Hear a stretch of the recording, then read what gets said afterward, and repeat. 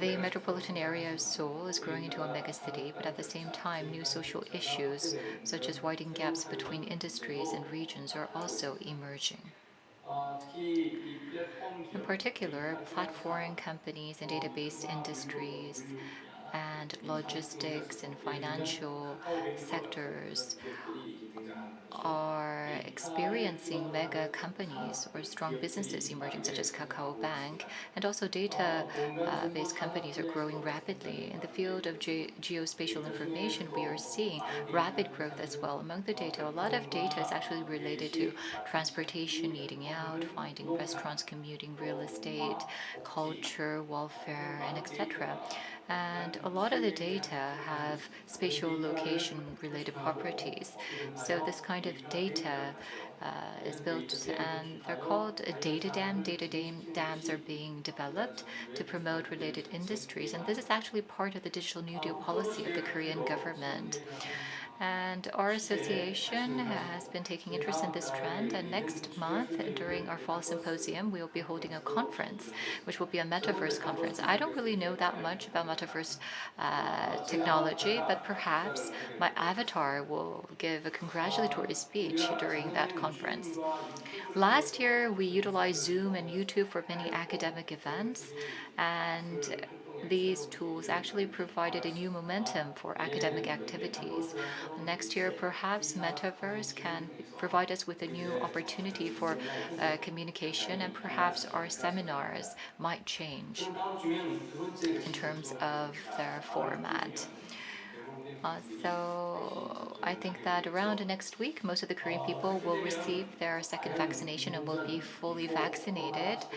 Now, does that mean that we'll go back to before COVID-19, which will be about 2 years ago?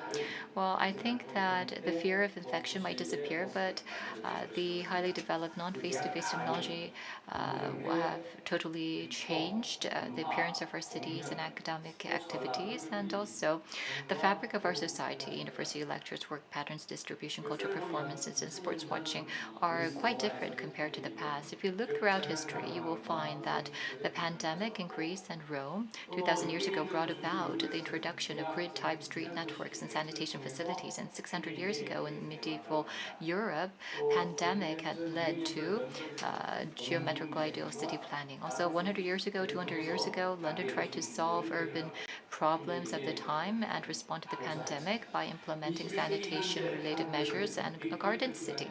And in the 21st century, Korea is trying to deal with the pandemic by dealing with confirmed cases based on big data. For example, you utilize location information of credit cards and transportation cards, and also CCTV information.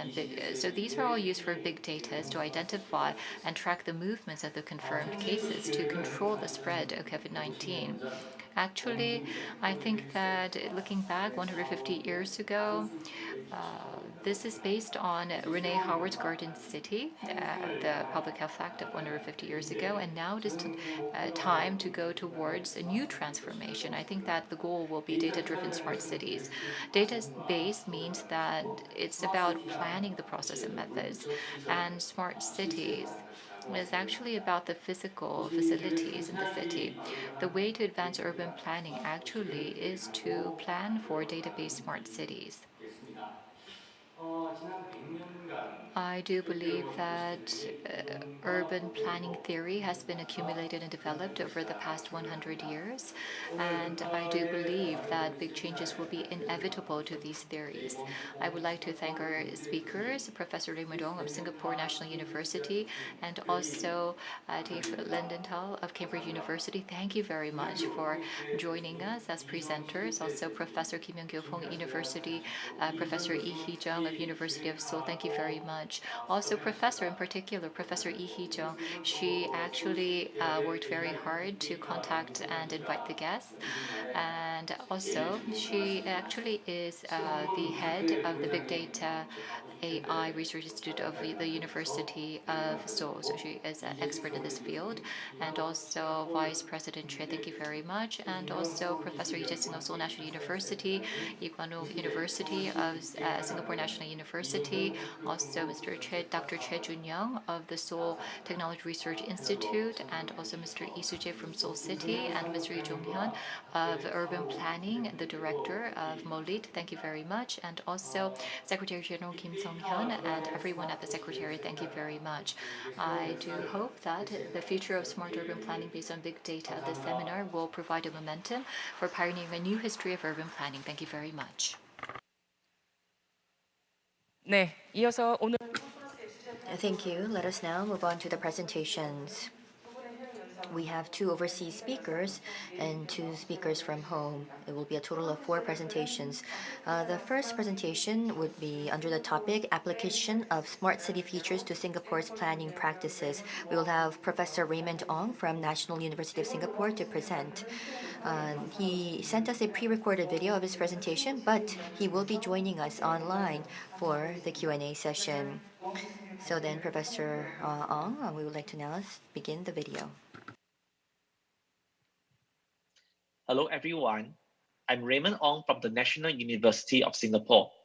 Today, I'm happy to be here to share with you my thoughts on the applications of smart city features to Singapore's planning practices. Now, without further ado, let me give you an introduction on what Smart Nation is from the context of Singapore. Now, Smart Nation is a Singapore government initiative to harness infocom technologies, networks, and big data to create technology-enabled solutions. Now, this initiative was first launched by our Prime Minister on 24th November 2014. And some of the areas that what we are looking at include enhancing public transportation network, enabling successful aging, and ensuring that there's a secure but open data marketplace.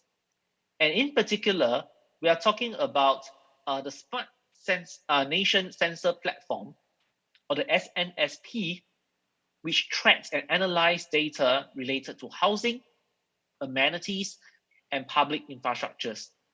As you can see from this slide over here, that we are talking about the use of technology to enhance Singapore's position as a leading global city and improve the quality of life, including through various initiatives that I will be discussing in the later slides. Now, when we talk about a smart city or smart nation, a city's smartness can be characterized by using a set of characteristics. And this could include an infrastructure-based approach around technology, and then the use of environmental initiatives, an effective and highly functional public transportation system, a confident and progressive city plans, and people being able to work and live within the city using its own resources. And keeping this in mind, Singapore's Smart Nation initiatives include various strategic national projects that aim to bring these forward to the next decade. And this could include the National Digital Identity System, the e-payment system, the Moments of Life initiative, the Smart and Sustainable Punggol District, and the Smart and Urban Mobility initiative that has been launched in Singapore. Now, let me share with you the features of a smart town, and in particular, we'll be talking about a recently upcoming residential estate in Singapore, and that is the Tanga Estate that is in Singapore. Now, this Tanga Estate promises about 42,000 new homes over 5 residential districts, and it will be a 24th new settlement by Singapore's government since World War II, and it's the first residential town that actually has centralized cooling automated trash collection, and a car-free town center.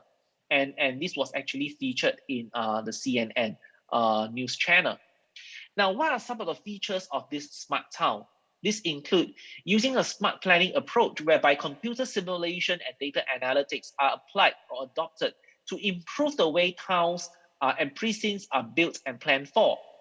And in addition, we are also talking about using a system of sensors that actually capture real-time environmental information, and these could actually help us model or monitor the environmental quality of the town.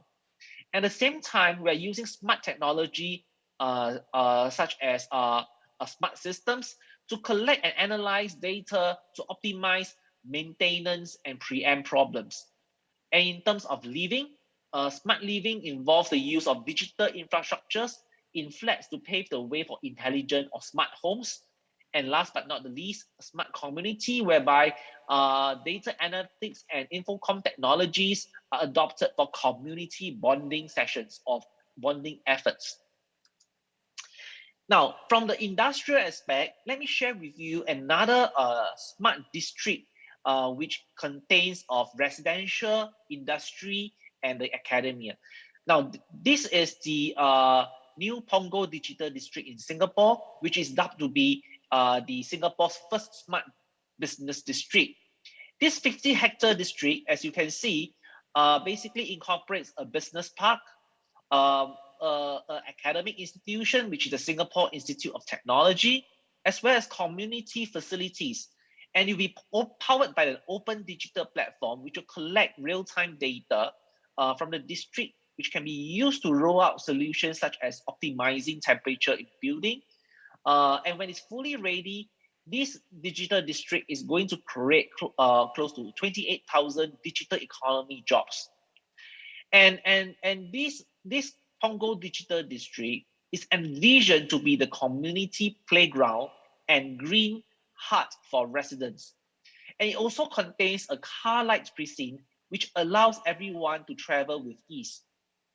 And it will be a vibrant economic and learning hub. And of course, it's a pilot district whereby we will share spaces between industry and the academia.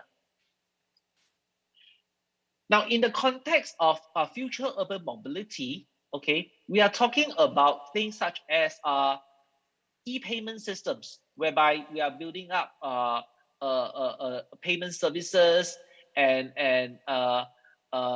various network link solutions, or using bank cards for public transport. And more importantly, we are having this smart lamppost, which actually consists of various aspects such as a security camera and also city level sensors that's being installed on this lamppost to collect city data, environmental data, which will be useful for mobility planning and environmental planning. And of course, we have been trialing mobility on demand services, hands-free ticketing technology, autonomous shuttle, and autonomous buses.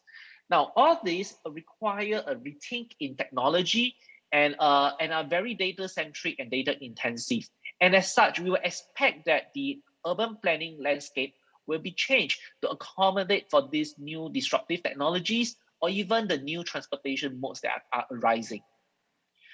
So as such, we are looking into a new integrated approach whereby we have to adopt or adapt urban planning for future urban mobility, especially in the context of autonomous vehicle or bus infrastructure planning, policies and regulations for operations in Singapore, or even the use of active mobility such as bicycles, e-scooters, and other mobility modes that are basically that do not emit any emission.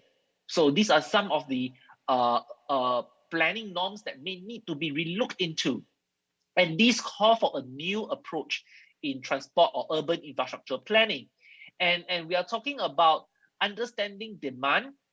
And then now the demand is going to influence not only transport planning, infrastructure planning, it also includes energy or even the activities that is going to be in those precincts. And this is going to integrate with urban planning norms. And then in effect also affect the operations in this aspect. Now, all in all these are expected to contribute to economic development environmental sustainability, zero energy, zero carbon, jobs and employment, and active aging.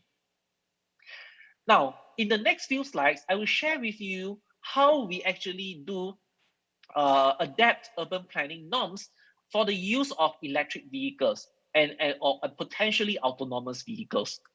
So in the era of electric vehicles, Singapore actually has a vision to go full electric by 2040, and we expect policies to change from today until 2030 to actually promote a full electric future by 2040.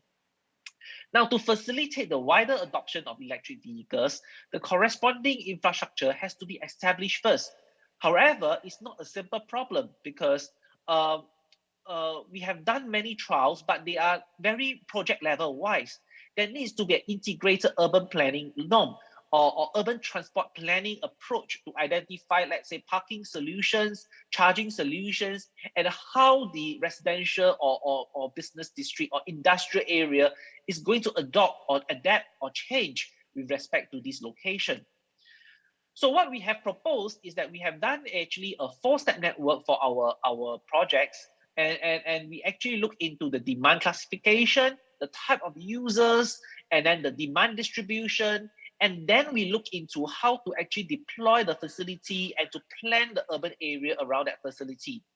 But at the same time, we'll also be talking about the energy infrastructure, whereby we need to actually upgrade our energy infrastructure, be it a fast charger or a normal charger, a 22 kilovolt power charging, or the normal plug that we are using. So all this needs to be actually designed for and catered for at the urban planning stage. So without an integrated transport urban planning, it's almost impossible to get this done. And thereafter, we will have to see how we can actually accommodate these considerations into the generic framework of a car-like city and a smart city framework.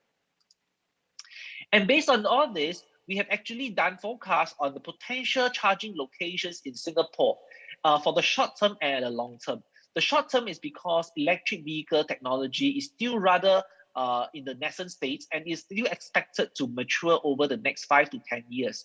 And by then, we will have vehicles that have a longer range or a shorter charging time, and hence there need to be a long-term charging forecast. And based on that, we can actually plan our urban areas accordingly for that use. And similarly, we will be able to find out, for example, the total number of charging slots, the number of charging slots per site, and the maximum number of sites, so that we can actually consolidate planning of the urban districts or the area for the purpose of electrification. Now, while all these are actually discussing about the technologies, okay, but we have to understand that urban planning and transportation planning for the smart city cannot be only about the technology. And we have to leave no one behind, because there are always people who may not understand or use the technology. And as such, I have written in this slide perhaps to say that do not forget the elderly and the less advantaged. And this is something that is very important. A smart city must also be compassionate, and we have to also think from their perspective. And in addition, nature reserves and protections should be considered with very serious thoughts. And technology has to be inclusive and not treated as a means to just get things done and make it more efficient. Efficiency is one thing, but we want it to be more than efficient. It has to be relatable and compassionate or empathetic to the needs of the residents. And last but not the least, we have experienced the pandemic in recent years, and we see that we are going to live in an endemic future. And in this part, technology have to be playing a very huge role in helping a city to be smart and yet resilient against future pandemics. And with this, I hope that I've given you some of the thoughts that I have on the application of smart city features in urban planning. And if you have any question, I'll be very happy to answer them. Thank you very much, and thanks. 네, 박수 한번 주시. Yes, thank you very much. Please, a big round of applause. So smart city and smart nation. He talked about the Singapore experience. Thank you very much for your presentation, Professor Raymond Ong. Let us move on to the second presentation. The topic is Big Data and Machine Learning Applications in Real Estate Research. We would like to invite Professor T.S. Lindenthal from the University of Cambridge. A very good morning from Cambridge. My name is T.S. Lindenthal, and I'm an Associate Professor of Real Estate Finance here at the Department of Land Economy. The Department of Land Economy is a truly interdisciplinary department. So while I'm researching mostly real estate finance, some of my colleagues are working on planning, they're working on the law, and so we have this culture of looking at one problem from many different angles. The research I'm going to share with you today is interdisciplinary as well, but it's touching more onto domains such as computer vision, machine learning, and then how these can be used to model cities in a more human way. The research is also very, very personal because it is about something that I've been thinking about for quite a long time. I've been talking to many of my friends and family about for a long time, and it was really triggered by an observation. My parents, they live in a very rural area in northern Germany. So it's this beautiful landscape, very old houses, everything is really pristine and pretty. And whenever I go there, I'm stunned by the beauty of it.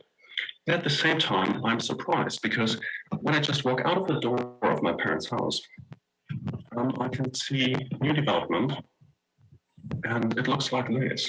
So you have a beautiful old village. You have hardly any planning constraints. You have a very high degree of freedom on how people can build their houses.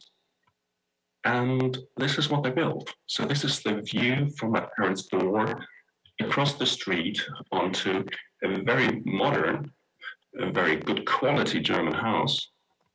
But I'm not sure if I'm the only one here, but I think it's a very bland design. It's very boring, and it is not pretty at all. And the question I have here is, if you have all the freedom to build whatever you like to build, why do you build like this? Why don't you choose something that is more innovative or more beautiful or something that is, something special, more personal? So why is it such a cookie cutter design? And while I was thinking about that, while I was talking to my family about that, they were saying, yeah, maybe you're just a snob. Maybe you're just somebody from the city who cannot really, relate well to what people really like. And that really triggered my interest in this field. And it triggered a line of papers that I've been working on with colleagues here in Cambridge. But before I go to these papers, let me give you a little tour through pictures that I've collected in the past years. And this is my collection of bland, somewhat ugly, modern designs. So this is a picture I took in East England. This is in Sea of Norwich. So this is a new development, and somebody thinks that this is a good thing to build. Again, another example, again, from Southeast England.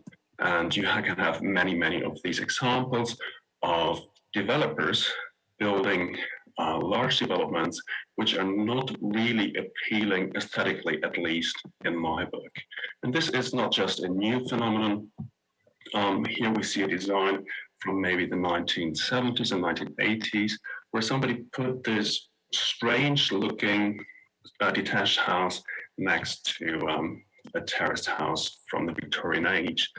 So this really begs the question, why do we see this? So why do developers choose a certain design? Why do people buy certain houses? And why do planners, and how do planners deal with that? So with my team here in Cambridge, we've been working on a series of papers that try to understand really how we look at buildings, and we try to teach computers to look at buildings and cities in a more human way. And that is really the link also to the presentation of Raymond before. So we try really to give a smart city a human element. So we try to bring people back into the equation and to make sure that nobody's left behind, even if they don't use technology at all. So the research agenda is straightforward. We try to make computers a bit more human. We try to emulate this experience and this process of somebody walking down a street, looking left and right, and thereby learning a lot about what is going on in this city, and also to learn a little bit about how we as humans interact with that city and how we perceive the city. So very, very briefly, the first paper we wrote was straightforward. We used new sensors to learn more about the buildings and the investments and what is really done on the ground. We wrote a little program that could collect images from Google Street View, automatically detect features such as vintage, such as the size of buildings, the building quality, and so on. And this sounds straightforward in maybe the Korean or in Singaporean mindset, but for the UK, we do not really have good data on the quality of the building on the ground. So using sensors are really a good way to learn more about what kind of buildings we really have. And the paper got recently published in the Journal of Research Science and Economics. A second paper that was triggered by the first one was really about understanding how these applied machine learning models work. So we were not really content about the fact that our models are black boxes, so that we cannot really tell why a certain building, why a certain image is classified in a specific way. And we then applied machine learning techniques to interpret the classifications of the buildings and to see a little bit more what it was that triggered a specific outcome. And what you can see here, just very, very briefly, is a picture of an interwar building, a detached home in Cambridge. And we asked the computer to classify the vintage of that building.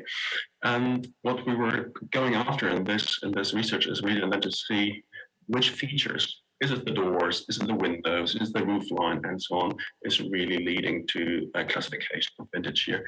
And the interesting bit was that the features that were picked up by the models are very much in line with the features that our architect friends told us are important. So the model is really putting a lot of emphasis on distinct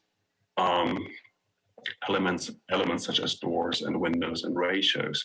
So we're very confident that what the machine is seeing is really related to what an architect would see, and therefore it is a good double check of what we think is really a reliable interpretation of the built environment.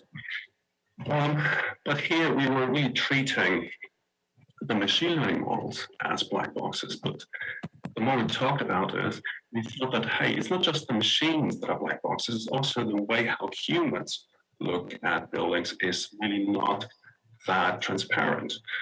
And we wanted to use machine learning techniques to understand the subjective conceptions of buildings and the aesthetics and the uniqueness or charm of buildings. And that's a new working paper with Caroline Schmidt and Wayne Wan that we're working on. And so at the core, what we do is we try to observe what people like. So we built a small app where people can quickly like or dislike photos of houses, so 2,000 photos in there. And then we train machine learning models for each participant, an individual model on personal taste. So we create a sort of digital twin of all of our participants. And later we can then analyze which features are attractive, whether the people have the same kind of taste. And we can also see whether revealed preferences match the self-reported preferences. And this experiment is still ongoing, so if you wanted to, you can click on that link that I'm showing here, and you could also rank a few images for us. The key findings of the research is that there's an incredible diversity in text. We had expected a bimodal distribution so that the majority of people either like or dislike a particular image of a building, so that there is some kind of consensus on beauty. And this is absolutely not the case. We see a massive divergence in taste, and this is not just about people coming from different countries, different age groups. It's even within age groups, in countries, that we see a very, very strong distribution of people liking or disliking particular buildings. But there is some kind of shared theme here. So mostly positive are pictures that show houses that are surrounded by a lot of gardens, greenery, trees, that are built with high quality materials, and very often which are historic buildings. So this is something that most people tend to like. And not very surprising, the mostly negative buildings are usually neglected, low quality, and don't really have some kind of inherent style, or they're usually a bit of ad hoc build. So this is not so surprising, to be honest. What we found most interesting were the cases where we have a lot of mixed responses. So some people liking it, some people hating it. And so where do these differences come from then? What we see is that sometimes it's about the backgrounds in these images. So it might just be a case that our experiment should be set up slightly differently, but sometimes it's just about taste. So if you look at the modern building at the bottom right here, some people hate it, some people love it. And so this is really the question that we are after. We ask our participants to rank about 2,000 images, and this doesn't take long in the app. And once we've done that, we then can train individual models of the responses by participants. And the exciting news is that these models are pretty good. They're not perfect, but they can predict whether somebody will like or dislike a particular building. And it's not, again, it's not one model for everybody. No, it is one individual model for each participant. And that is novel, and it can be used in a number of ways. So, for instance, what we can directly show is that what developers try to achieve, they try to build something that fits many different personal tastes. That doesn't really work out very often. So one aesthetic fits all taste. No, we don't see that. We see that many people dislike a particular look, and to find this common ground is very difficult. From a planning perspective, this new work is also interesting, because if you work in a case-based planning system where people can object to new designs, what we often see is that there are a mix-up of objections. So here, this is a computer-rendered image of a new development that was planned in my neighborhood in Cambridge. And this is a fascinating example of more than 300 people objecting to that design or to that development. Very often they were saying, we don't like the design. What they were really saying is, we don't like this building in our neighborhood. But they were saying, we hate the design. There was not a single person liking the design. If we now take our machine learning generated digital twins of our participants and ask them to rank this design, the outcome is a lot more positive. So still many people dislike it, but there are quite a few people who like it. And what we can see here is that by using digital twins instead of people who really have a stake in the evaluation of these designs, we can arrive at a more fair planning outcome here, because people did not really dislike the design. Some of them did, of course, but not everybody. They just wanted a smaller building. And if we then use technology to understand the personal preferences better, then we can overcome these kind of misunderstandings and hopefully arrive at better planning outcomes. This was roughly what I was trying to share with you today. So what we are really after here in our research group is to understand better what people are really seeing, and what we can also understand better is how inconsistent sometimes their preference is. So for instance, in this figure here, what you can see is how people get more grumpy in time. So they dislike more and more images they're shown. And this just shows that our perception is not always the same, unlike a computer model, which will always be identical. So the main finding is really that we can create personal classifiers. So we can train machine learning models for individual people, and it only takes about 20 minutes of their time. The predictions are not perfect, but they are consistent, unlike the decisions made by humans. So in that sense, those black box machine models are, yes, they're black boxes, but at the same time, they're different black boxes from the black box between our ears, because our own perceptions are also black boxes. And the machine learning models help us really to understand how we look at the built environment, and thereby they can play a crucial role in smart cities, because in the end, a smart city is about the people who use that city, who live in that city, and who interact with that city throughout their life. Thank you very much for giving me the opportunity to share my research, and I would love to hear from you, so don't hold back and reach out to me electronically. Thank you very much.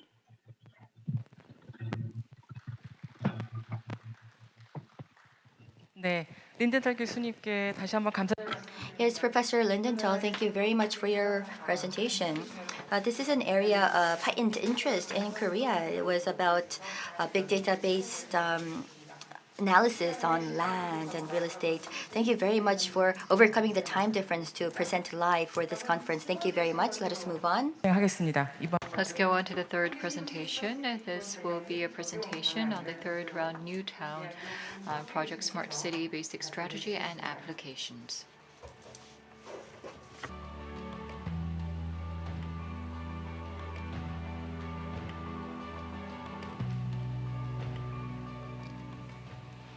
네, 반갑습니다.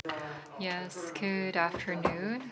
I am Professor Kim Young-gyu of Korea University, Department of Urban Engineering. So I will be talking about the third generation Newtown Smart City Planning.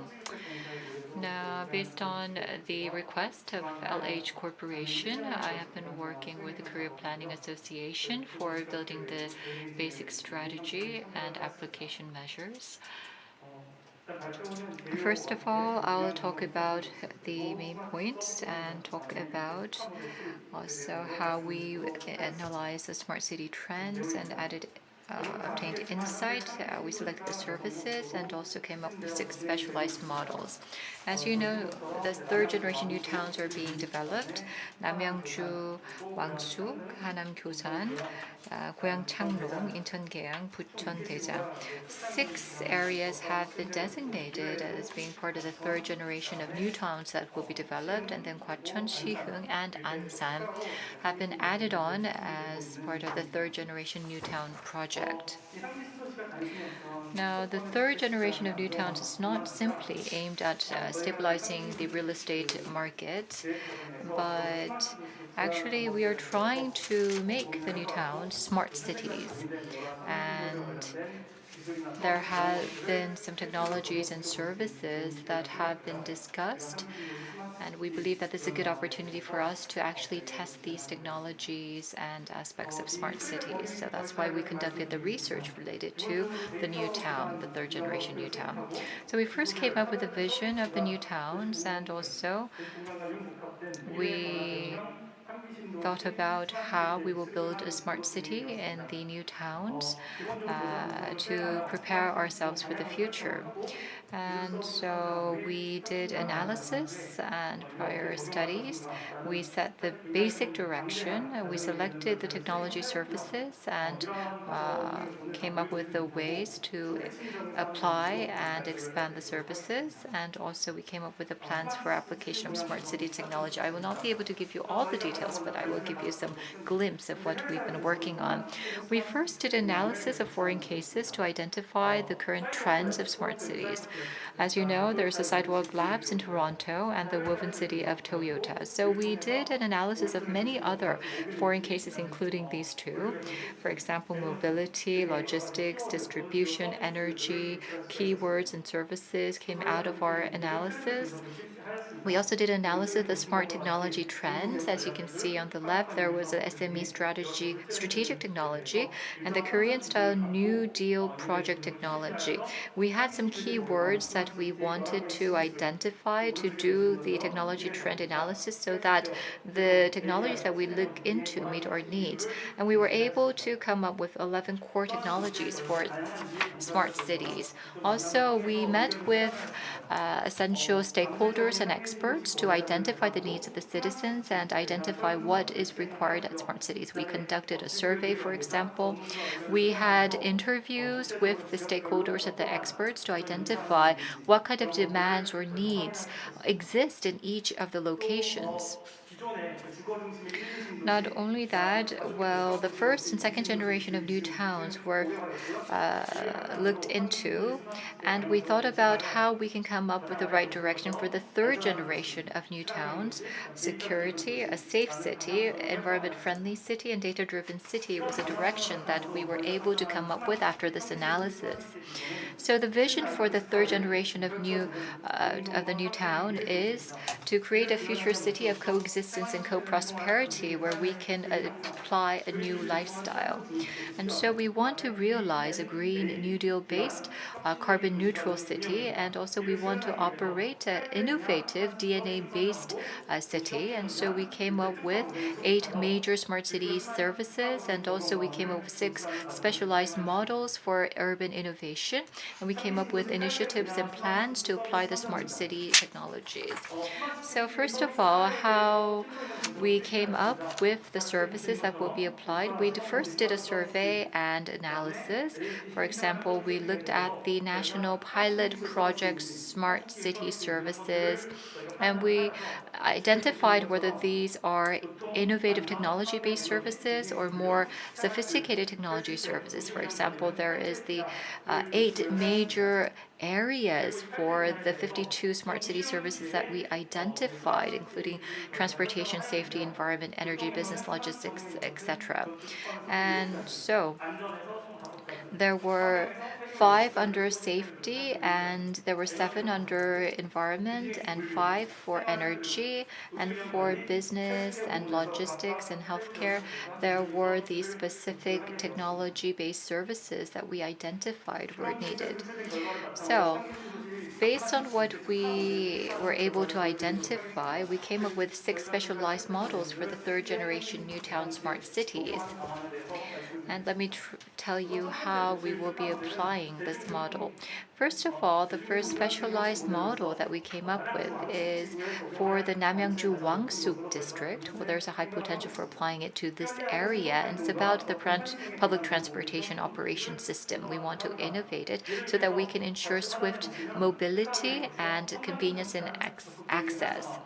So we will be utilizing autonomous vehicles and also optimize the routes for the public transportation so that there is greater integration in the public transportation system in this region.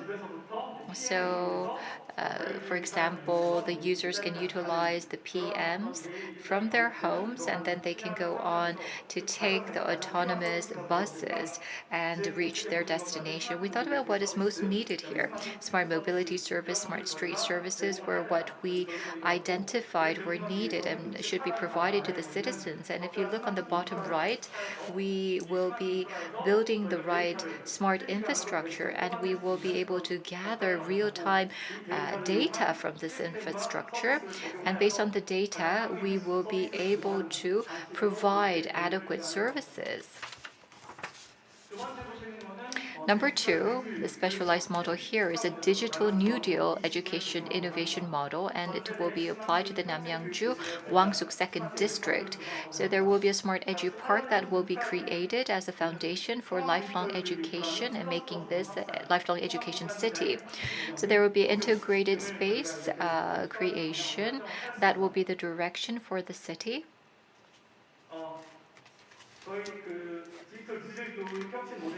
In this digital New Deal education model, as you can see, there will be support for education of the youth and also health management, also strengthening communication among the family members, promoting economic activities. And for that, we will be providing the right adequate services. For example, the smart integrated community services, integrated education experiential services, and smart street services. And on the bottom, you will see the smart infrastructure that is needed, which is the smart community education facilities, the smart leisure facilities, and the smart crosswalks.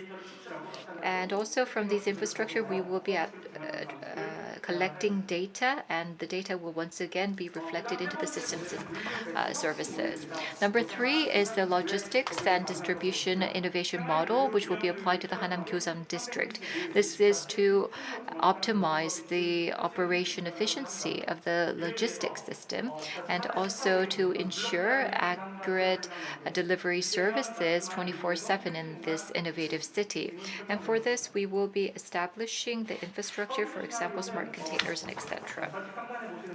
Now, as you can see on the top left, there are the logistics vehicles, and we'll be utilizing autonomous robots as well to complete the delivery service. For this, we will be providing a number of services, for example, the smart automated logistics delivery service. So as I mentioned before, we'll be coming up with a smart infrastructure, and once again, the data will be abstracted from the smart infrastructure, and once again, the data will be reflected in the systems and services. Number four is the environment response innovation model, which will be applied to the city of Incheon, the Gyeongsang district. So we want to maintain a livable environment, and we also want to create an environment-friendly water facility or waterside facility. And the scenario for the services that will be provided includes how the city will respond to fine dust and depleted air quality. And based on the digital twin platform, the city will be managed, and also there will be drones used for monitoring the water quality. And so all of these environment-related data will be created through these infrastructure, and the data will be once again reflected to improve the systems and services. Number five is the model for responding to climate change in an innovative model, and this model innovative city, and this will be applied to the Goyang Changneung district. As you can see, an energy integrated management system will be built.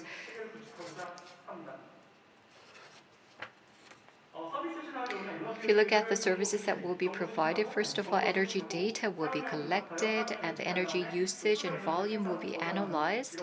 And at the same time, renewable energy resources will be utilized. For example, the hydrogen energy will be produced and stored. For the service, the PV housing and smart buildings will be built, and also data will be abstracted from the infrastructure. And once again, the data will be used to upgrade the services. The last specialized model is the model for innovating the industries and businesses, and this will be applied to the city of Bucheon in the Daejeon district. And so this will be about creating a smart innovative plaza for realizing a tech city, which will be the hub of advanced industrial innovation. And so there will be a venue for innovative business exchanges, for example, and services such as the following will be provided. There will be services provided to those who want to start their own businesses, and also there will be a zone for promoting innovative R&D exchanges and support to the businesses. And smart infrastructure such as innovative R&D zone will be built. Data will come out from the smart infrastructure, which will once again be reflected in the services. This concludes my presentation. Thank you very much for your attention. Yes, thank you very much, Professor Kim Hyung-gyu. He talked about the third generation Newtown and what kind of smart city models will be applied. Thank you very much for your presentation. 네 번째 발표. We will now hear from our fourth speaker. The topic of the fourth presentation is Big Data-based Smart Urban Planning and Future Prospects. The speaker is Professor Lee Jung of University of Seoul.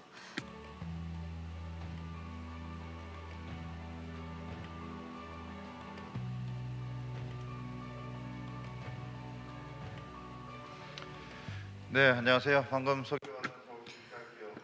Good day, everyone. I am Lee Hee-jung, professor at the University of Seoul, and I am also the director of the Big Data AI Research Lab.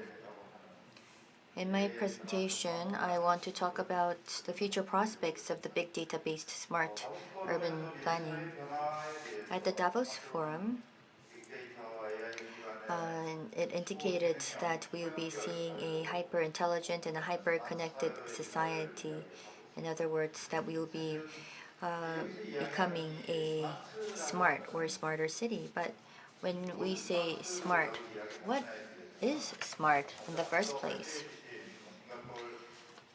Our speakers from Singapore and from Cambridge, and as mentioned by our speakers from home, there are different concepts as well as definitions. Sometimes it's about big data-based urban planning, and other times it's about smart city planning.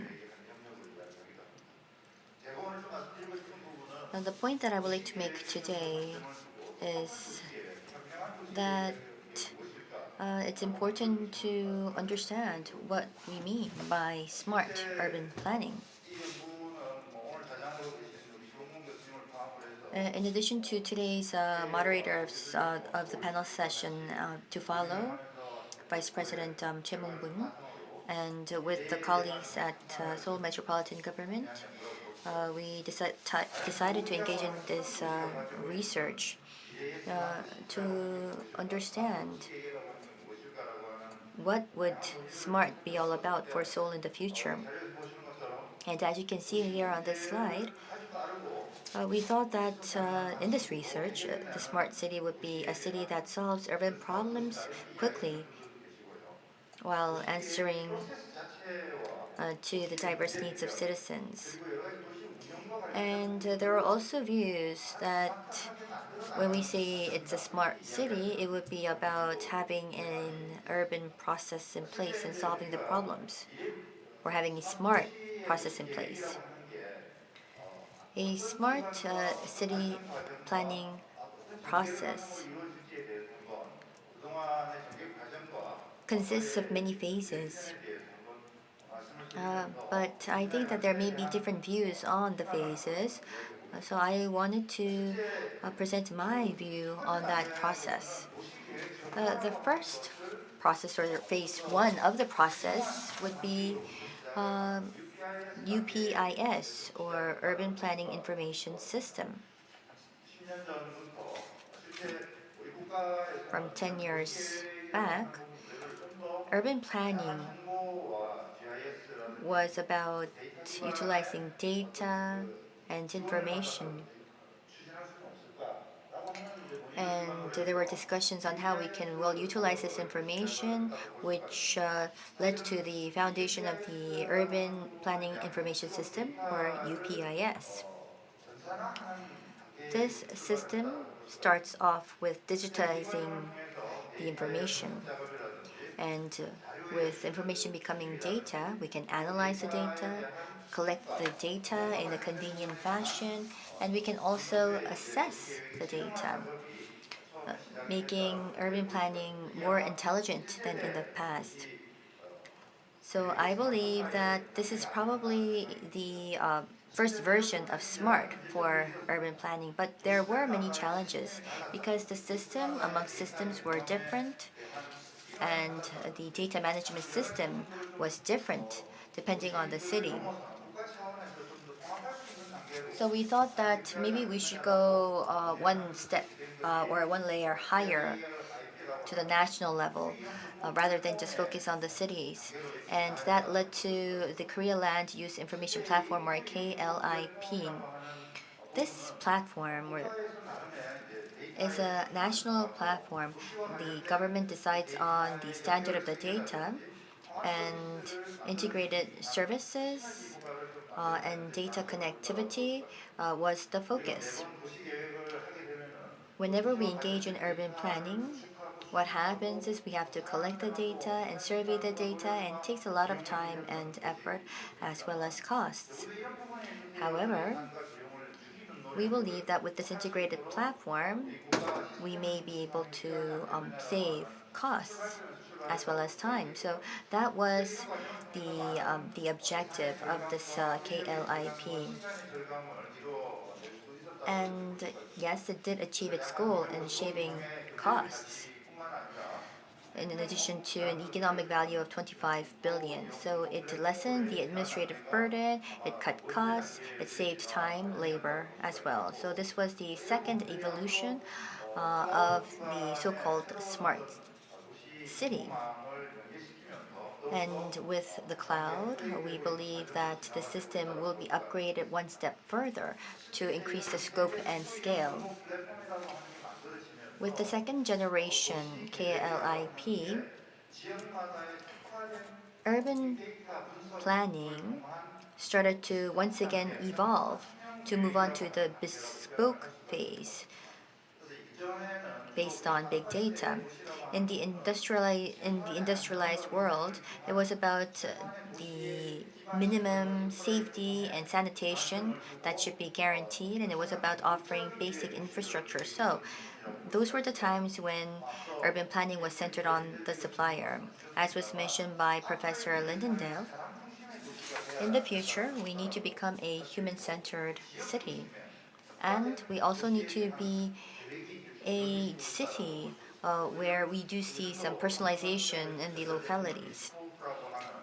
Samsung Electronics also has their bespoke program, their products. They do focus on this value. And KLIP and the second generation of KLIP make great contributions in that endeavor. And we can also see that urban challenges are moving on to looking into smart responses. This is something that Seoul Metropolitan Government has been pursuing. So I call this the smartization of urban problems, but what this means is that utilizing the KLIP, the fact that we can utilize digital means to solve problems is now a reality. When we solve urban problems, we need spatial data. We have to accumulate this spatial data, and with new analysis tools and processes, we can derive new solutions. And I believe that this evolution shows that this is indeed possible. In addition to that, we can use AI to analyze the city and integrate data into integrated open database systems. And we have transportation, environment, and other domains where the information in these individual domains can be connected together so that we have a multidimensional approach in solving the urban problems of the modern society. So then, what will we have to do in the future? I think we need to make the next leap forward. The third generation Newtown or Sejong City, and also in the case of Singapore, we did see that there are many efforts being made in this journey towards the smart city. If we think about urban planning and if we think about urban services for citizens that can enjoy, will Seoul be able to be at the center in creating the future city? And will it enable a sustainable city? And will it be able to enhance or improve the services of the citizens to raise the quality of life? These are some of the questions that we need to answer. And a future Korea urban integration platform will enable this. In the future, an integrated urban platform will not be solely reliant on the data that's generated by us. It will be able to real-time generate its own set of data, be trained, and acquire new knowledge. It's true that sensors and the citizens' needs and preferences have been collected bottom up and it was reprocessed and shared. And this open platform will be able to scale, and the private sector will be the supplier as well as it will be both supply and demand, and the government will be able to play multiple roles and share its vision of sustainability with all of the stakeholders. And for this to be possible, there are many tools and technologies that are necessary. Real-time information collection using automated sensors should be in place, and 5G and IoT and other network connection issues should all be resolved. Not only that, we have a blockchain and a trust-based society that would help us engage in integrated data management as well as maintenance of such data. And AI, image recognition, and motion detection tools and other analytical tools will be necessary. And when we move on to decision making, we may go into the digital twin world. Urban planning sometimes may involve politics, and we may be seeing some bias of individuals. Furthermore, the results may differ depending on the determination and will of leadership. Not only that, if we think about the sentiment in the real estate market, it may lead to some instabilities. However, the digital twin and the future integrated platform will be able to help us remain all the more objective than skewed. And with the digital twin, we can understand some future challenges beforehand, prepare in advance, and find a way to allocate the budget in an optimal fashion. In other words, a smart urban planning in its true sense will be possible by utilizing such digital twin technologies. For the past 20, 30 years, cities grew. And this is one example of our city. Through AI, neural network, and machine learning, this computer was trained. And in the case of our third generation new town and the new GTX, transportation system will lead to different types of land use. And if you want to understand the impact of these programs, we can use these technologies to understand and prepare in advance. In the future, carbon neutrality and the climate crisis is in the front burner, and we also have COVID-19. We can say that we have many challenges threatening our survival. And considering that, sustainability of the city and the eco-friendliness of the city will be something that we need to attain. And for that to be possible, urban planning, urban design can go through this prediction model by using this neural network. As I've already mentioned, we can create a digital twin of Seoul metropolitan city, and in this virtual environment, we can simulate transport, circulation, construction, traffic, and understand the impacts of various natural disasters. We can diagnose the situation in advance and also find ways as to how we can achieve sustainability and carbon neutrality. So as mentioned, diagnosis, simulations can be possible for us to build a more optimal future smart city. And we need to prepare beforehand to make all this a reality. I think that we've now moved beyond. We're moving beyond to the phase of metaverse. The Green New Deal and the Digital New Deal was announced by the government that it would be committing its investments in these programs. And we can say that these are some of the efforts of the government to create a smarter city. And another element here that I would like to emphasize is that it should be human-centered and that it should be customized for the localities. And these values should be a premise in these programs. So big data-based urban diagnosis and AI-based urban planning and the platform to analyze that and to facilitate that platform is something we need in the future.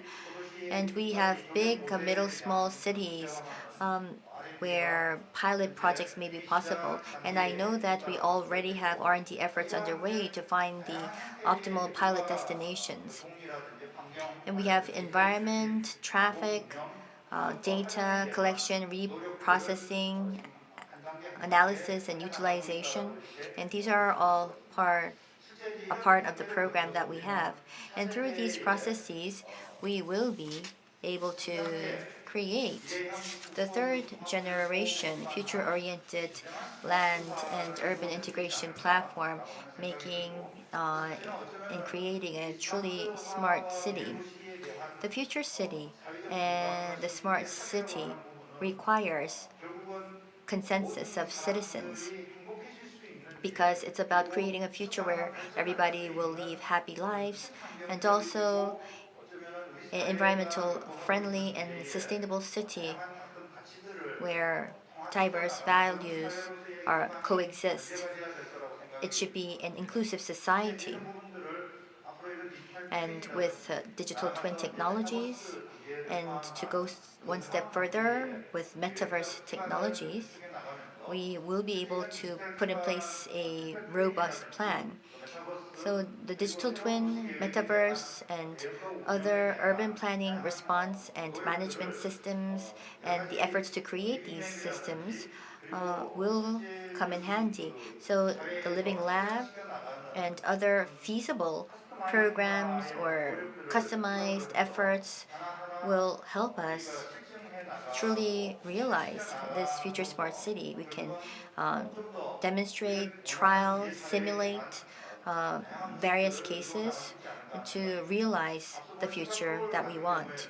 In the case of Singapore, I think that it is a very robust case that we can benchmark.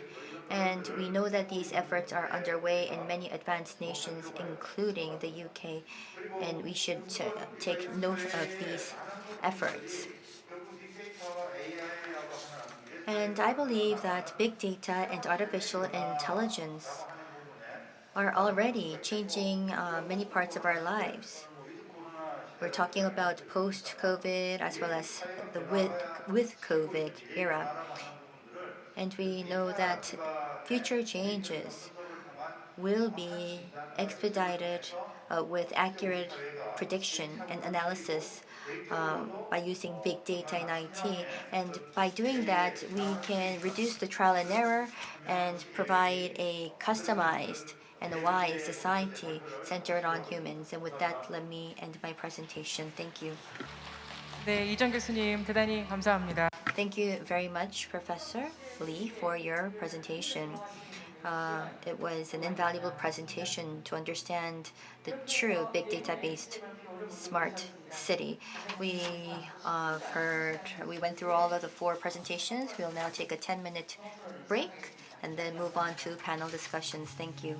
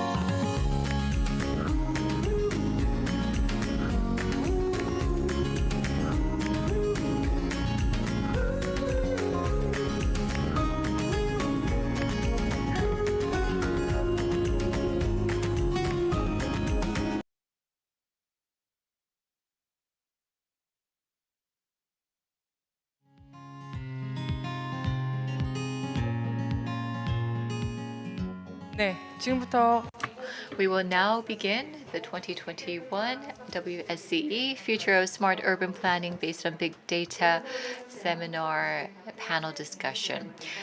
Dr. Choi Bong-moon, professor of Mogon University, will serve as a moderator. Please go ahead.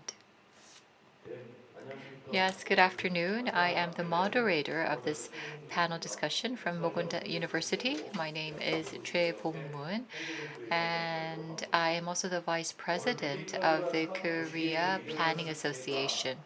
Today, we are hosting this event under the theme of Future Smart Urban Planning based on Big Data. And this is actually a theme that is dealt with at the World Smart City Expo, which holds great significance.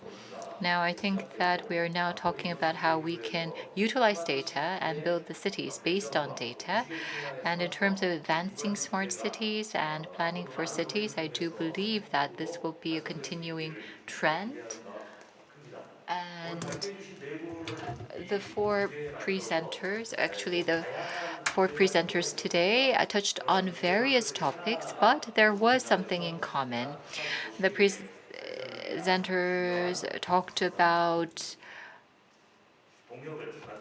topics that can provide insight for the further advancement of Korea's smart cities. So I would like to thank the presenters for their insightful presentations. Today we have with us 5 panelists for the panel discussion. There are 3 people here offline and also 2 joining us through our online platform via Zoom. Now we will follow the order in our proceeding, and when I call upon your name, please acknowledge the crowd.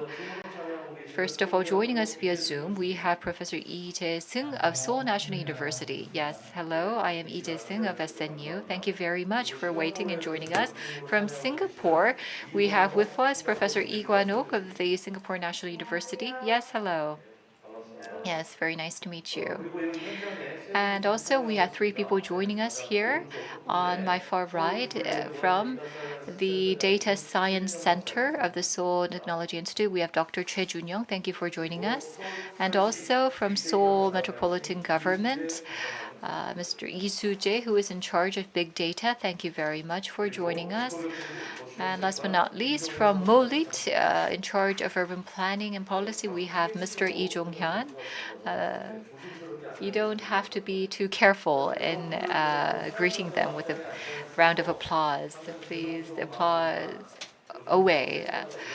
Now, as you well know, nowadays we have this hybrid version of conferences and seminars. I know that it might feel a bit awkward, but this is the way to go. So we have 5 panel discussants, and we only have 40 minutes given to us.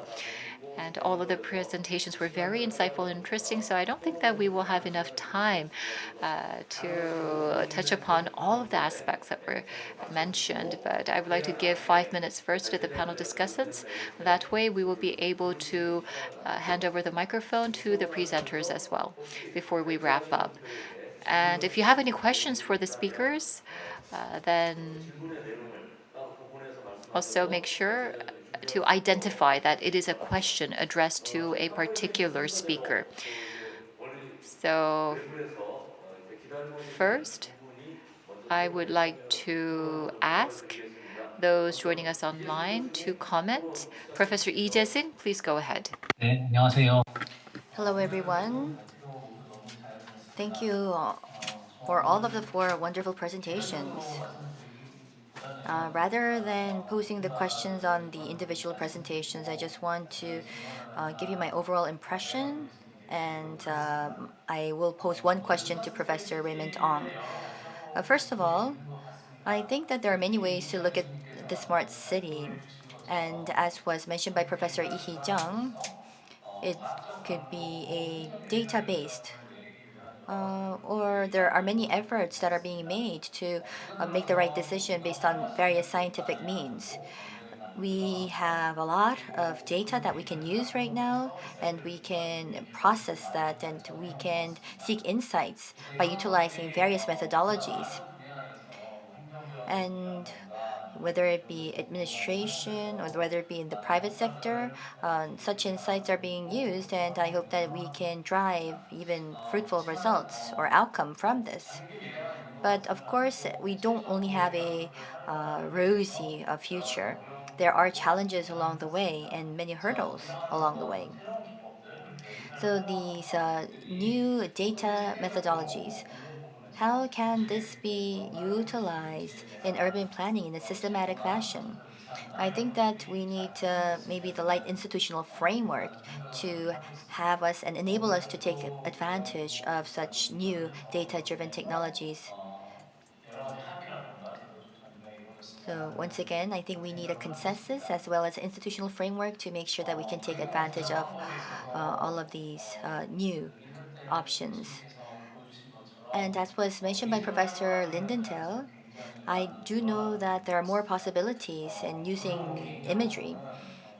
I personally also use images to train myself on space, and I'm also engaging in such research, and that's why your presentation was very interesting for me. But there are challenges, and as was mentioned by Professor Lindenthal, I think that you may have been faced with challenges in acquiring data. There might be challenges in acquiring the optimal volume of data. But if we look at what Tesla is saying, image processing is noted to be used for autonomous driving in the future. But what we can say is, yes, there are immense opportunities here, but in urban planning, in architecture, in order to use these images, there are, of course, a lot of efforts that are necessary behind the scenes. So I think that we need that critical mass. And for me, it's quite difficult sometimes when it's very difficult to decipher why such an outcome was derived from the data. So I hope that we have some more research on that when it comes to people's and individuals' perspectives. But satellite imagery and various technologies will help us enhance land use management. And Professor Raymond Ong and Professor Kim talked about the Singapore as well as the third generation new town. So you talked about the various services as well as an overview of what's in place in Korea and Singapore. And thank you very much for helping to better my understanding. And in particular, what was mentioned by Professor Raymond Ong, he talked about the inclusive cities, and he talked about what is being done at Singapore. In Singapore, I was really impressed by the work done there. But as in Singapore, in Korea, we are building new cities. And I think that there are positive aspects to providing smart services. From the planning stage, we can think about how the smart cities will be made, and there can be intervention from the planning stage throughout the process. So that can be an advantage. But at the same time, in order to provide services, there has to be a lot of infrastructure. And how can these infrastructures be built, and who should operate and manage these infrastructures? I think that we have to think about that as well. For example, you talked about EV charging centers, the charging facilities and infrastructure. In the future, everyone probably agrees that EV will be the future of mobility or automobiles. But when we think about environmental aspects, of course, the EVs have to be further promoted. And for that, we need the infrastructure, the charging stations. And in Korea, the charging stations are being established by the public sector, and we have some difficulty in terms of the maintenance of these infrastructure. If you look at the US case, you can see that ChargePoint and the private sector, for example, are taking the initiative in building the infrastructure, so it's more private sector driven in the United States. So the smart city infrastructure and EV charging stations are one of them. Now, what should be the governance system for the infrastructure? I think that we have to put some thought into that as well. Last but not least, so I have a question for Professor Raymond Ong. In Singapore, now for the charging stations in Singapore, how are they being provided? Is it public sector driven? And also for the long-term maintenance and management, what are the strategies that are implemented? Thank you very much. Yes, thank you very much. So because of the time constraint, I will not summarize what was mentioned, but Professor Lee Jae-seung actually shared his views and the challenges that he felt, and he also talked about the private sector and the public sector being involved in the build-up of the infrastructure for smart cities. And there was a question raised to Dr. Ong in terms of the supply of the infrastructure, and realistically, how are they being supplied and provided and maintained? So also, I think that Professor Lee Kwan-ok, she can touch upon this briefly as she speaks as well. So Professor Lee Kwan-ok, I understand that you have prepared something very long, but I can only give you 5 minutes, so please make it concise. Please go ahead. Yeah, thank you for having me as a discussion today, and many thanks for hold on, I want to off the translation. So thank you for having me as a discussion today, and many thanks to four speakers on their excellent presentations. I found two main themes quite interesting during the presentation. The first one is the application of big data and AI to planning research, and the other is the how we apply smart city features to actual planning practices. Although I really want to answer the question on the Singapore's EV, as the chair asked me to do, but I actually have no evidence or no data, so maybe Raymond can come back and talk about this later. Let me go through one by one of these two themes and add some questions so that I hope to get some comments from the panelists. So for the application on research, I found two interesting topics. The first one is on the trend of research using advanced techniques.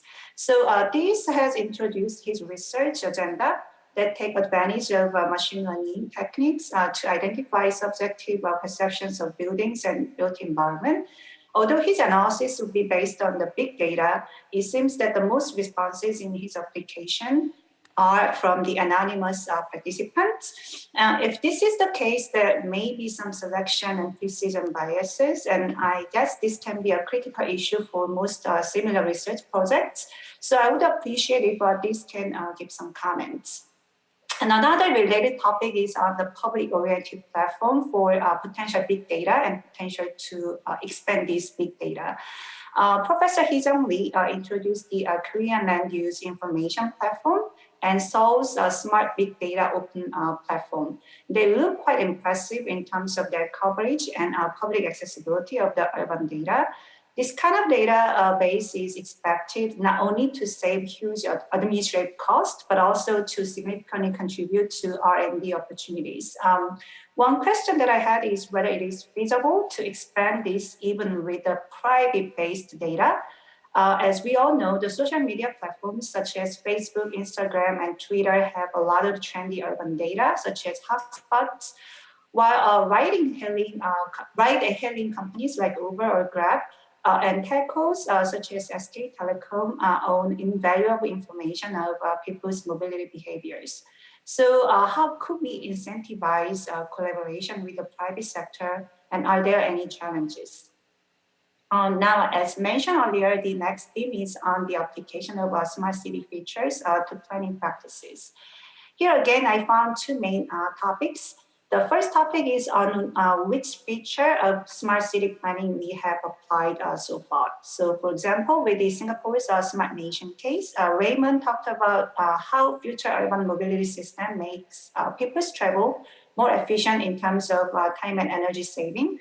Here, I want to add how Housing Development Board, which is the government agency for public housing development, has also used the various simulations by using the digital twin platform called Virtual Singapore before actual implementation of development plans.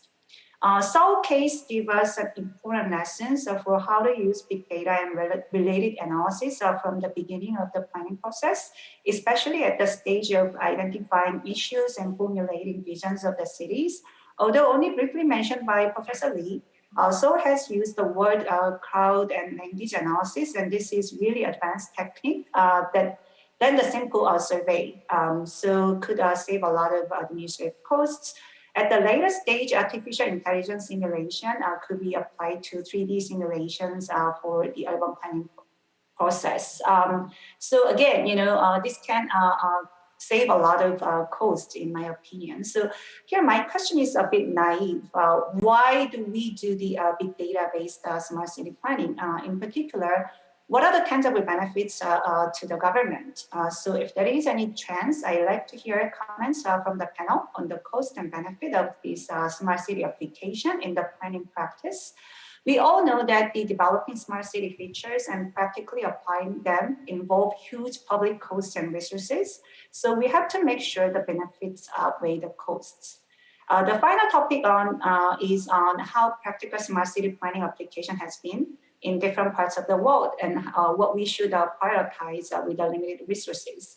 So Professor Hyung-Kyu Kim's presentation, we could get a lot of useful hints from the survey of the citizens' need and expectation during the new town planning process in South Korea. It seems that the issues related with mobility and environment are the ones that we would want to tackle first. This is somewhat consistent with Raymond, who said earlier about how Singapore has concentrated its efforts on smart transport infrastructure. And as we cannot change the entire urban system at once, stacking up and phasing plans are critical. And Singapore case is a good example of how to move from the initial trials and test bed of future urban mobility to broader nationwide implementation. Similarly, the third generation Newtown case in South Korea also show how different towns adopt different features and specialized models. So it seems that the smart city features are relatively easier to be applied in the new development projects. But how feasible is this to be integrated into the existing developed areas? That's my question, and I would appreciate if our panel could share their thoughts on this. Finally, during the panelist presentations, I had a broader question on how application of big data-based smart city planning would impact all of us in the urban planning field. As mentioned earlier, we will find more automation of the planning process. Then what is the role of urban planners in future and how we should revise our planning education to meet the future needs? So I'll stop here and I look forward to the discussions now. Thank you. 네, 이관욱 교수님 감사합니다. 얼마 전 싱가포르 들어가셔서 Yes, thank you very much. I know that you probably had to engage in self-quarantine when you went back to Singapore, but I think that you're now back in your office. So that's quite fortunate, and I hope that you stay safe in Singapore, and I have high expectations for your research. You actually provided us with a lot of comments as well as questions, and I can see that you had questions, relevant questions for all of our speakers. So when we do give the floor to the speakers, we would like to ask the speakers to try to answer or respond to what Professor Lee Kwan-wook has posed. So then let us now move on to the comments by the panelists here offline. First, let us hear from Mr. Choi Jun-young, or Dr. Choi Jun-young of Seoul Institute of Technology. I am Choi Jun-young, working at the Data Science Center at SIT. Professor Lee Kwan-wook has given us a lot of insightful comments, and what I would like to comment on today is particularly focused on the theme of today's conference, which is big data-based smart urban planning. I want to talk about datafication and about digitalization, about which is digitalizing traditional services. And smart planning and smart management also has an angle of urban science. So I want to comment on these fronts. First, I would like to comment on the presentation by Professor Raymond Dong. 아무래도 싱가포르라는 도시 국가에서 우리가 이제 버추얼 싱가포르부터 해가지고 많은 다양한 우수한 사례가 있었는데 특히나 이제 계획이라고 하는 것이 앞으로 이제 스마트에서 데이터 중심적이고 데이터 인센티브한 이제 환경이 된다고 하셨고 거기에 어플리케이션으로 이제 어반 모빌리티를 중심으로 해가지고 그 전기차 충전소라든가 이런 분석을 제시해 주셨는데 아무래도 이제 그 데이터 기반이라고 한다면 결국에는 도시 활동 체계라는 것이 그 데이터화돼야지만 우리가 좀 더 면밀하게 분석할 수 있다고 생각이 되고요. 그런 면에서 도시국가인 싱가포르의 장점이 많이 묻어 있는 이런 접근법이라고 생각이 들었습니다. 그리고 특히나 And because of the characteristics of Singapore, I think that this was a more applicable approach. Now, I also think that the integrated urban transportation planning was also mentioned.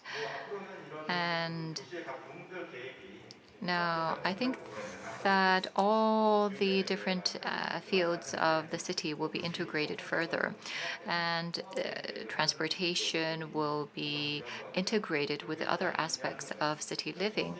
And so, to have an integrated approach, integrated planning, I think that we need to have the data as a basis.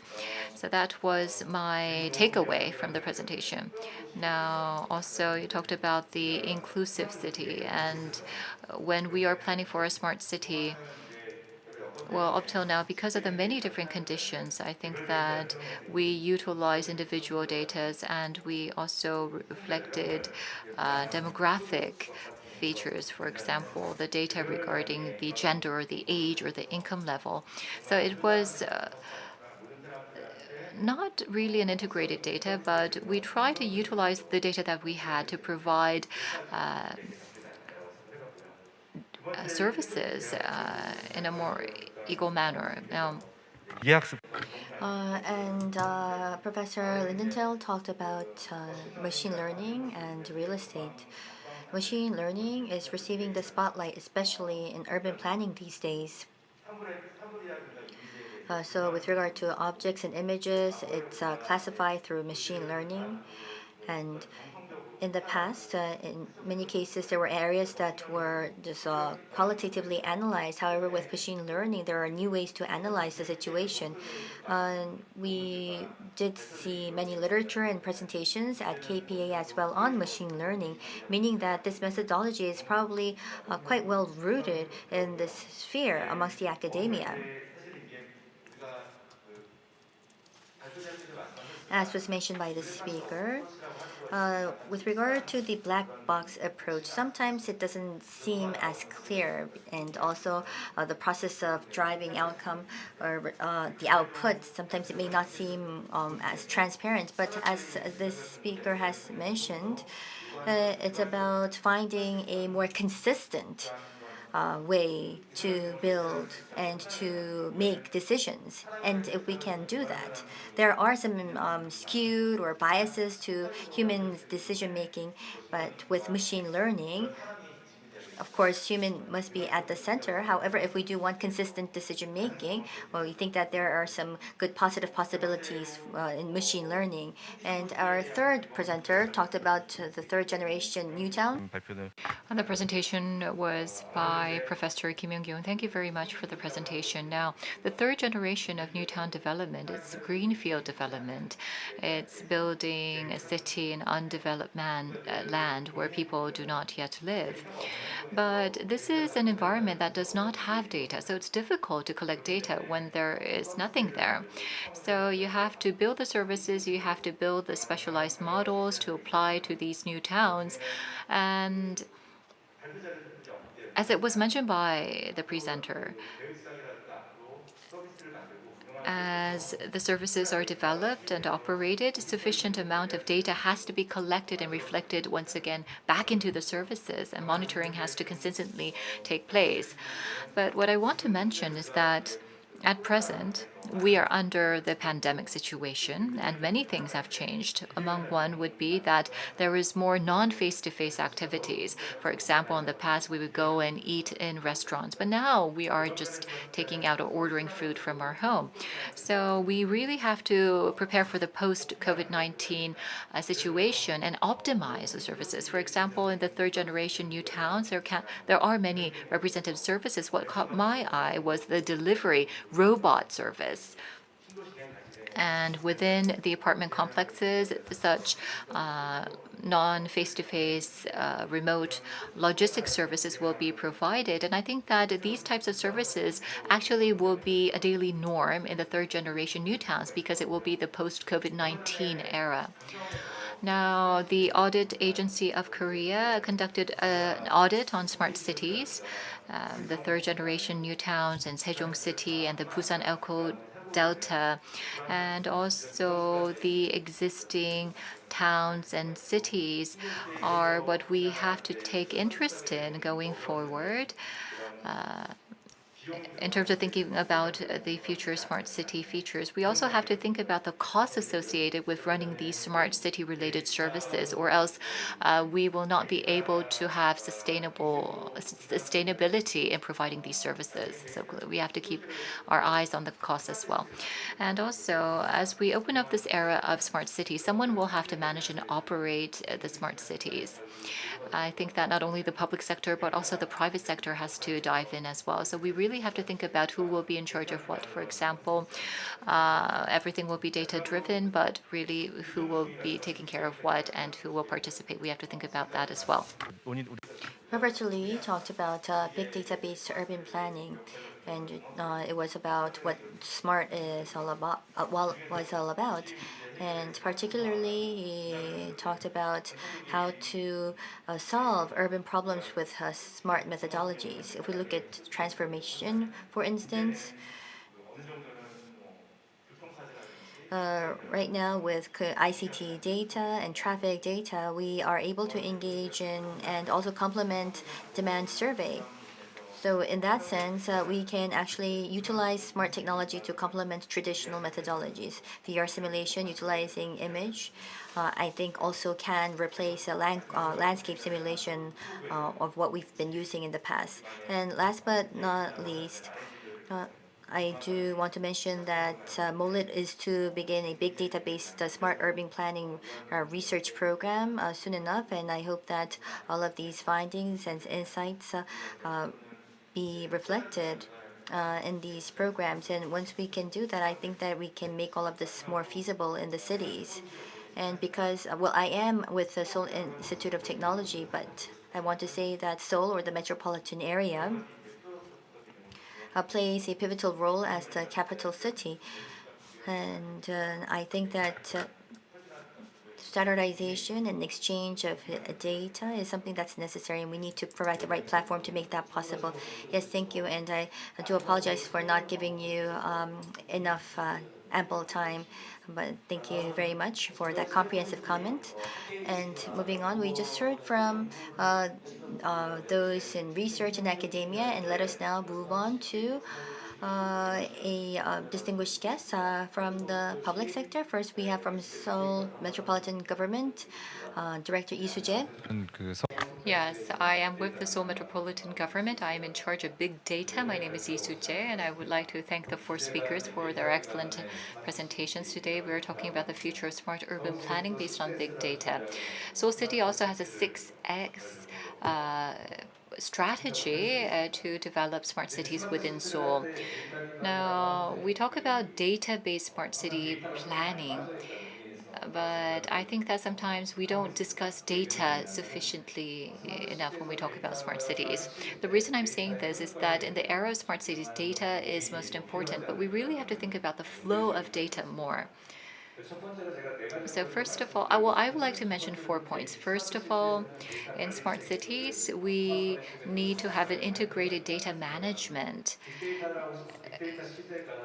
We say that we are living in an era of big data, but in some sense, I think that we utilize existing the statistical data that we had and administrative data. But the difference is that big data is the real-time data that we are able to collect through ICT. And now we are seeing a flood of big data. And the ICT data is being collected in the private and public sector. We need to have an integrated management system for managing the data. So big data, we will have to continue to manage the usable data. For example, in the private sector, there will be the finance-related data, and also there will be usable data in the public sector as well. There are information that we want to take out from the data, but the thing is we don't have the system established to really extract the important information from the data that is being generated. So we have to think about what is the important data that is needed in smart cities. We have to define the information that we need, and then we have to go towards the database planning after that. So the data, for example, the statistical data that we had for research and study purposes, how are we going to use that along with the ICT driven or collected data? And number two, well, the metaverse simulation programs have to be further implemented, because smart cities, when we're planning them, well, Seoul has a 5-year plan for the smart cities as well, and we have the implementation plans, but these are just words written on paper. When we're planning for smart cities, we have to have a certain level of smart city models or technology, and then we should do the metaverse simulations. Well, we have augmented reality that we can apply. When it comes to augmented reality, AR, for example, we can take the case of the Hangang Park, the Han River Park. For example, what people expect from the Han River Park and what are the needs that are satisfied through this place. So we can do simulations to identify that. And based on that, we can build a model for a Han River Park. And also there is the virtual reality. Smart cities provide housing, and also there is a plan for the housings that will be developed and also the roads that will be built. So we can build a metaverse environment, and then we can utilize avatars to do simulations and have the avatars actually live in that space and environment. So then the data-based smart cities can be planned more in detail and then be constructed. And number three, I think that for the data-driven or data-based smart cities, we really have to talk about the public goods, data. Well, for example, the IoT services and home services are provided by the developers. And smart cities, on the one hand, I think is tied with a big brother issue, but also at the same time, public good is pursued. For example, in the era of COVID-19, we need the data to actually provide good to the public. So this data, in some sense, is in the public realm as well. It can be seen as a public good in some sense. So I think that we really have to think about the institutions that are in place at this moment. For example, when you are building an apartment complex, there is the public land that is used, and so the public resources are utilized for providing the services and the goods to the people. So I think that in some sense we have to consider the data as part of the public good that can be utilized for the benefit of the people. And last but not least, I think that the concept of my data has to be further expanded. So the data has to be based on my data, and mass service, in order for that to be implemented, this concept of my data has to be further expanded and relevant services have to be built. So to summarize, in order to build data-based smart cities, there are some elements that we have to further consider. For example, AI technology will be better utilized if we can actually fill in these missing elements. Thank you very much. So in Korea, well, there are many innovative smart city projects that are ongoing. And so as part of the public sector and the government, the panel discussant gave his views. Thank you very much. Our last panelist is Lee Jong-hyun, Deputy Director of Urban Policy Division at MOLIT. The Urban Policy Division of MOLIT is organizing this event, and he's also in charge of R&D, so I'm sure that there may be some insightful comments on his side. Very nice to meet you all. I am Deputy Director Lee Jong-hyun of Urban Policy Division at MOLIT. Thank you all for the presentations, and I can see that there are diverse views here. And if I may just briefly introduce the policies of MOLIT. I think there are two sides to our policies. One is smart technology and urban planning based on big data. And we have the smart city where smart solutions are offered. So I think we can divide it up into these two, but I would like to go into detail on the former. Urban planning is about presenting the long-term development vision of the city. But if we look at urban planning, local governments have been engaging in this process up till now.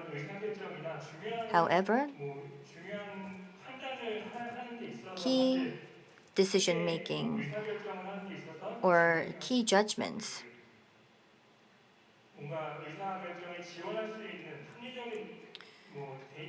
need to be supported by reasonable and significant data, but this wasn't the case. And in that aspect, what we want to do is to put together a platform at our R&D arm to help that out.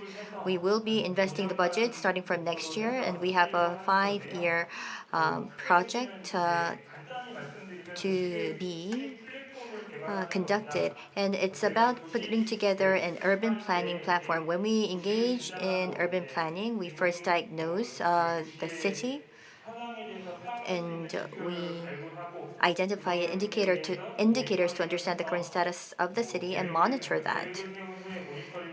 So we devise the plan, and we monitor, and we see whether the plans are being implemented as originally planned. So this platform is to help that process out.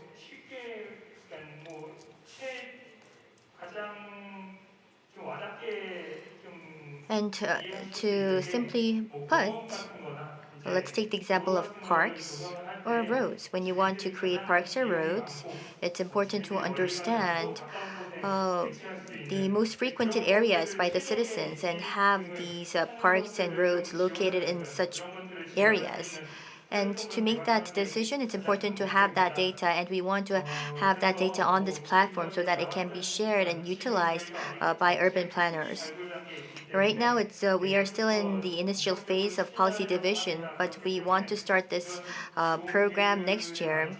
And I would like to ask for your active participation as well as your feedback. And I think that this session has also served as an important opportunity for me to add all of your comments to the program. Thank you for saving the time.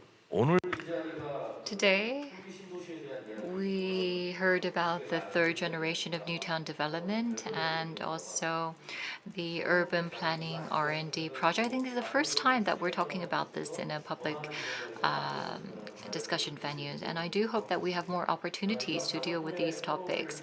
Now, we have heard from our 5 panel discussants. I wanted to open the floor for Q&A, but because of the time constraint, well, and because we have speakers waiting via our online platform, Zoom, so I think that we will not be able to receive questions from the floor, but I would like to ask our 2 foreign speakers to respond to the questions, and then if time remains, then we will allow for the participants here at the venue to speak. So first of all, Professor Raymond Wong, if you can respond to the questions that were directed to you, and also any further comments related to what was mentioned during the panel's discussion, please go ahead. Yeah. Okay. First, I would like to speak about a few of the questions that was raised, mainly on the institution aspect, the electric vehicle infrastructure aspect, and the benefit and cost aspect. I think that institution plays a very important role to ensure that there is a clear format where data can be easily stored and exchanged in a database. Now, in Singapore, we have the data.gov.xg, which is actually the government database center, which actually holds data across multiple ministries and the government agencies.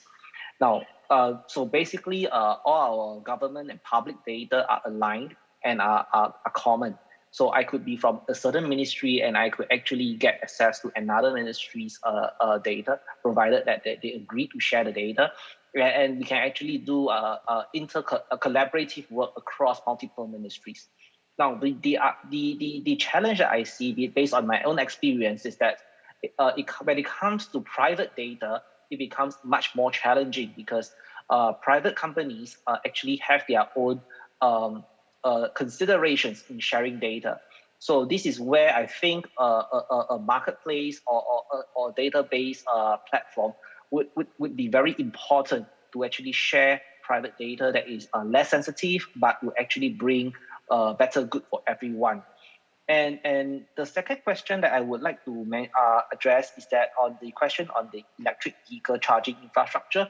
Now, as of last week, our government has recently announced the award of 2 tenders to private operators who will be operating the charging infrastructures. So what we are adopting is that we do the planning of the infrastructures and how we actually plan the urban area around it. But when it goes to the operation state, the government would be the overall custodian on the standards and the service level. And the operators will be actually paying some concessionaire to actually operate the charging infrastructure operation. And in fact, these would be something that will be ongoing when we have more and more packages to come. Now, these are actually on public land. Now, on let's say private developments such as commercial malls, condominiums, or private properties, things are a little bit more challenging because the private operators will have the freedom to decide whether they will want to operate or they will actually lease it out for a private operator to operate. So these are some of the new operating models for charging infrastructures that we would like to see. And the main drive for it in terms of benefit and cost is that what we see today is that in the short run, we may actually see it's more costly to actually run electric vehicles at this point in time, primarily because the technology is still developing. But my forecast is that when we reach 2030 or so, we will actually see the electric vehicle having a larger range and the charging technology would have been much improved so that we will actually have a much more efficient or financially sustainable model to move about. And as Singapore, as being a small city or country, this is actually an important initiative because gasoline or diesel-related transportation is contributing a significant amount of carbon emission. So as we move towards being carbon neutral, this amount will actually help us to save as a nation as a whole to actually reduce the carbon carbon tax that will come along in the very near future. So that is actually the 3 things that I want to answer. And I'm very happy to see actually there's so many more developments that's done in Korea, and it's actually very interesting. And I have to applaud that we have done a very good job in all these technologies in Korea. Thanks. 네, 감사합니다. Yes, thank you very much. And now let us go to Dr. Keith Lindenthal. 소감이나 이런 부분에 대해 So your comments on any of the presentations, maybe within 3 minutes if possible, please. Thank you very much. Thanks a lot for all the comments. They're very insightful, and I appreciate them very much. I would like to address 2 questions in particular. The first one was by Professor Lee Jae-sung, and it was about the difficulty of finding data for machine learning models. And yes, of course, data are the big bottleneck, but they've become so much easier to find in the last years. And it's not just the data, it's also the models to analyze the data, and also then the algorithms and techniques to better understand what's happening inside these models. They have been so much more accessible in recent years. So in that sense, the threshold to run these applied machine learning analyses has come down tremendously. So the cost has come down, and we should see a lot more of that, both in academia and in the industry. So this is really golden times for applied machine learning analysis.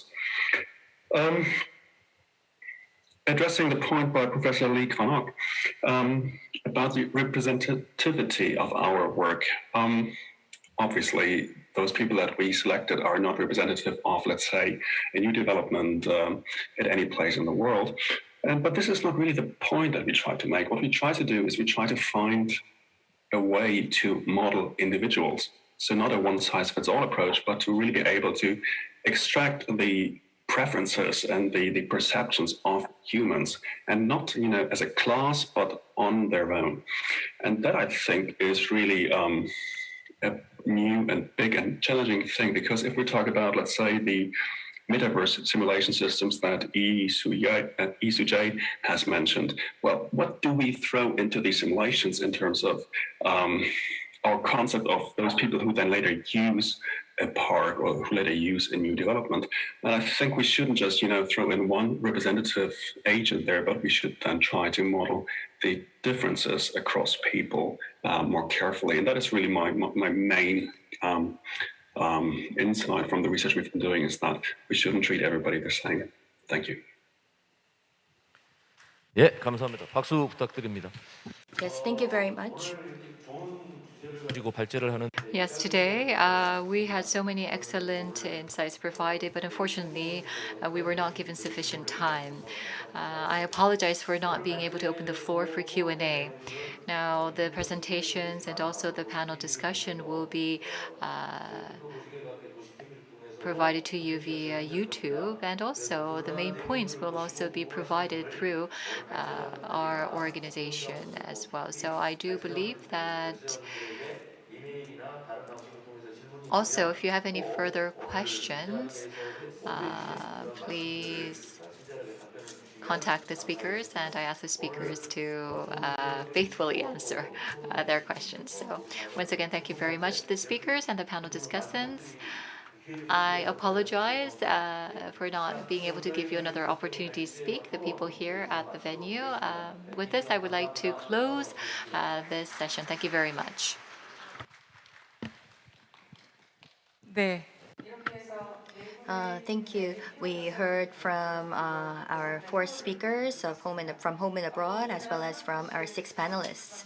In the future, in building the smart city in Korea, I believe that big data-based methodologies and techniques will help complete Korea's smart urban planning based on big data. I would like to extend my gratitude to all of our conference participants connecting via YouTube, and also to our speakers from abroad as well as home. Thank you very much for your participation. And with that, we would like to conclude the Future of Smart Urban Planning based on Big Data Conference of the 2021 World Smart City Expo. Thank you very much.